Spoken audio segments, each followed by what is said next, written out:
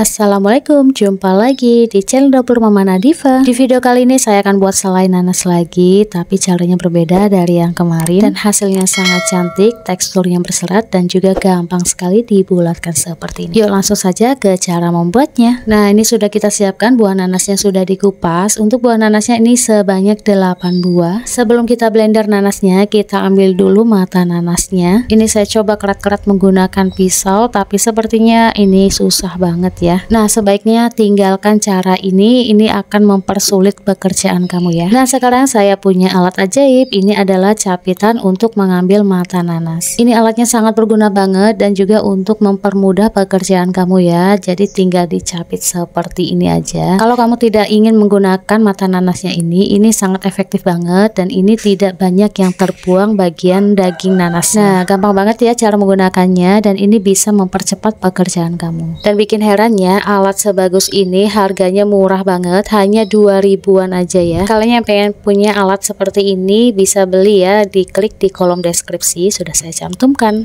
Nah, ini dia seperti ini ya, bersih banget ya, tidak banyak yang terbuang di bagian dagingnya. Oke, kemudian ini tinggal kita blender aja. Untuk kamu yang menggunakan blender, ini saya kasih tipsnya ya, cara memblender nanas. Kita masukkan buah nanas sedikit saja, kemudian kita tambahkan air sedikit saja ya, untuk memancing blendernya agar bisa mutar. Karena penggunaan blender jika tidak menggunakan air itu akan susah untuk mutarnya. Nah, jika nanasnya sudah halus, ini blendernya tinggal kita buka secara pelan-pelan.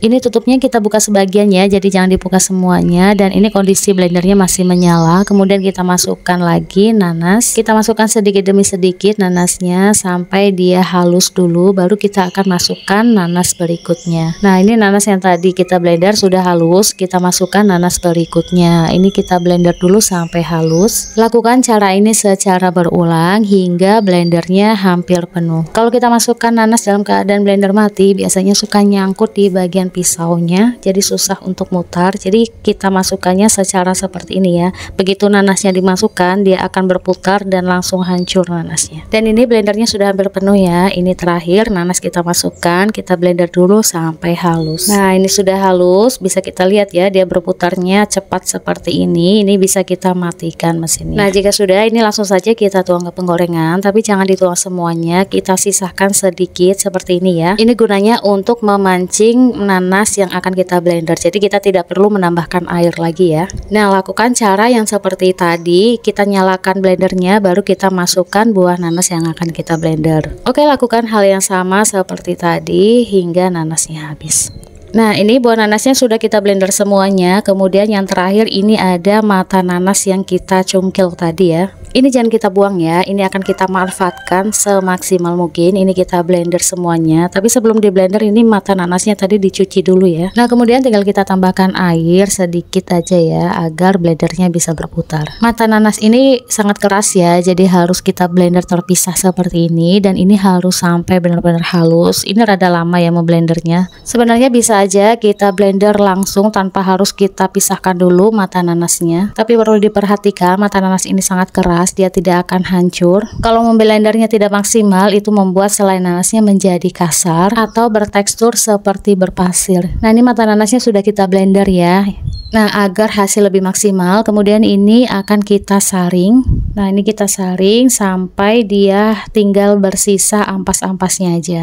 Jadi kita masih tetap mendapatkan manfaat dari mata nanasnya itu sendiri ya. Nah, ini dia ampasnya. Ini teksturnya kasar sekali ya kalau kita pegang. Walau sudah di blender lama, dia tidak akan bisa halus. Jadi sebenarnya sayang banget kalau ini ikut kita blender semuanya campur menjadi satu di selai kita. Kalau kita campur semuanya, ini akan mempengaruhi tekstur dari selai kita ya. Sebenarnya kalau kita saring seperti ini, yang kita buang ampas-ampasnya itu nggak banyak ya, cuma sedikit saja. Nah, bisa kita lihat ya, bagian yang kita ambil lumayan banyak dan ini masih kental banget. Dan ini hasilnya setelah kita saring, hasilnya kental ya. Dan ini sayang banget kalau sampai dibuang. Ini kita bisa manfaatkan gunakan semaksimal mungkin. Dari 8 buah nanas yang kebuang ampasnya hanya sedikit seperti ini saja ya. Dan teman-teman bisa lihat ini teksturnya kasar banget. Nah, ini sudah selesai. Kemudian sisanya kita tinggal tuang semuanya ke dalam penggorengan. Ini akan kita masak seperti biasanya ya.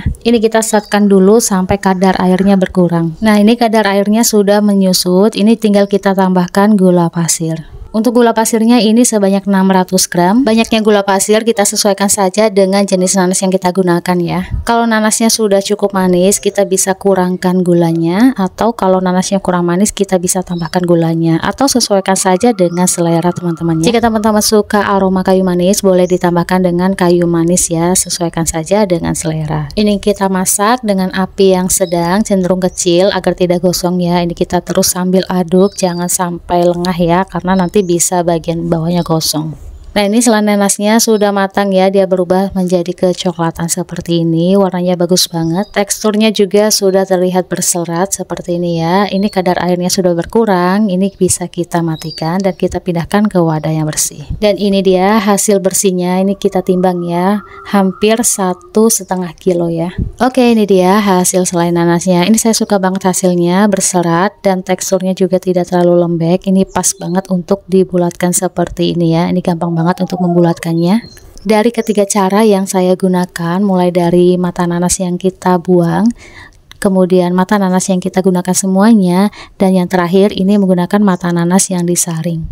Dan cara yang ketiga inilah yang saya suka dari teksturnya. Kita masih tetap mendapatkan manfaat dari mata nanasnya, yang mata nanasnya itu berfungsi sebagai pengawet alami. Jadi hanya buliran-buliran halus saja yang kita gunakan, untuk ampas-ampas kasarnya tidak kita gunakan. Dan ini setelah kita bulatkan, untuk hasilnya ini saya timbang ya, untuk masing-masing bulatannya 3 gram dan total keseluruhannya menghasilkan 460 buah. Selai nanas ini bisa tahan sampai 1 tahunan ya. Ini kita simpan di wadah kedap udara, kita bisa simpan di dalam freezer agar tahan lebih lama lagi ya. Oke, sampai di sini dulu tutorialnya, semoga bermanfaat. Terima kasih sudah menonton. Jika teman-teman suka, silahkan tekan tombol like, subscribe, dan nyalakan loncengnya agar tidak ketinggalan video terbaru berikutnya. Boleh juga share video ini ya. Terima kasih. Mohon maaf jika ada salah kata. Sampai jumpa lagi di video berikutnya. Wassalamualaikum warahmatullahi wabarakatuh.